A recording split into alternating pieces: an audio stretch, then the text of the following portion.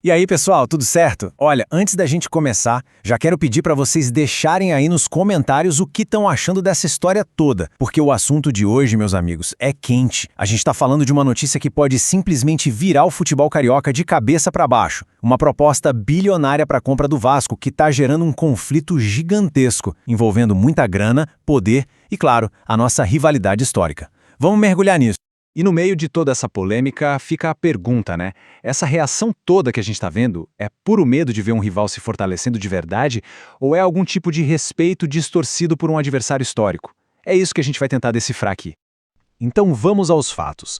O que está na mesa é uma proposta de 2 bilhões de reais pela SAF do Vasco. Pensa só no impacto disso. É um valor que, se o negócio for para frente, não só arruma a casa do clube, mas pode redesenhar completamente o mapa do poder no futebol brasileiro. Para a gente entender a real dimensão dessa história, primeiro a gente precisa olhar os detalhes dessa proposta. Afinal de contas, não estamos falando de um patrocínio qualquer, né? Estamos falando de uma mudança de controle, uma virada de chave que pode alterar o destino do clube para sempre.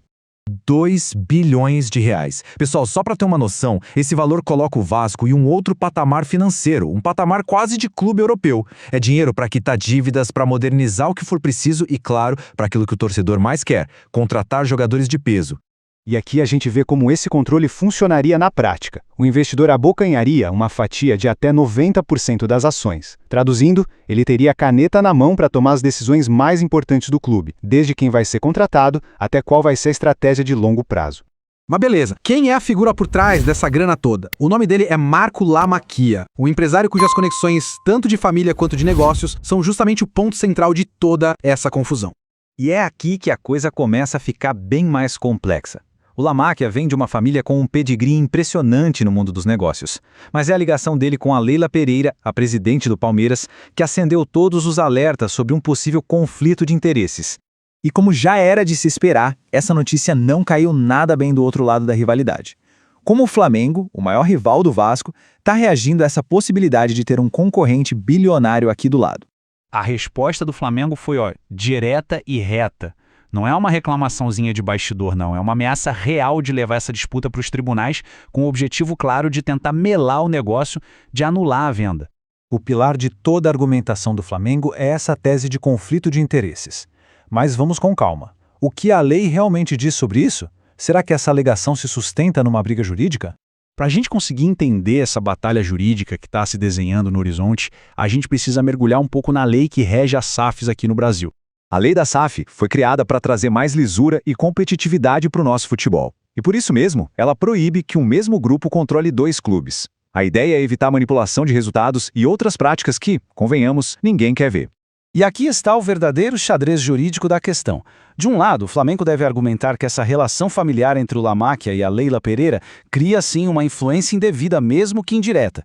Do outro lado, a defesa do Vasco provavelmente vai se apegar à letra fria da lei, dizendo que a lei fala em donos, e a Leila Pereira é presidente, uma executiva do Palmeiras, não a dona, e que só o parentesco não é o bastante para caracterizar um controle conjunto. Vai ser uma briga boa nos tribunais.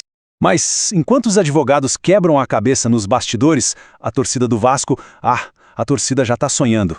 Sonhando alto com o que esse investimento de 2 bilhões pode significar dentro das 4 linhas. E não é para menos, né? Com a promessa de um cofre recheado, a especulação sobre grandes contratações já está tomando conta de todo o noticiário esportivo. No radar vascaíno, 2 nomes já estão brilhando mais forte. Um que parece um alvo mais realista, que é o volante Caio Alexandre, do Bahia, e outro que mostra o tamanho da ambição desse projeto, Douglas Luiz, titular absoluto no futebol inglês na Premier League. E o que torna o sonho de ter o Douglas Luiz de volta tão especial para a torcida é a identificação absurda que ele tem com o clube. Ele é vascaíno de coração, um cara que carrega o amor pelo Vasco na pele, literalmente. Pois é, a volta do Douglas Luiz não é só um desejo da torcida, mas um projeto que faz muito sentido para o jogador também. A possibilidade de jogar ao lado do Felipe Coutinho, estar perto da família no Rio, são fatores que pesam muito na decisão de um atleta de altíssimo nível. Muitos dizem que é uma questão de quando ele volta, e não de se ele volta. E com tudo isso, a gente volta à nossa pergunta inicial, mas com uma perspectiva totalmente nova. Se essa venda se concretizar, o que isso vai significar para o futuro do futebol brasileiro? A gente estaria vendo o nascimento de um novo superclube, pronto para desafiar de frente a hegemonia de Flamengo e Palmeiras? Bom, só o tempo dirá. Mas uma coisa é certa, o jogo está prestes a mudar. E para muito melhor.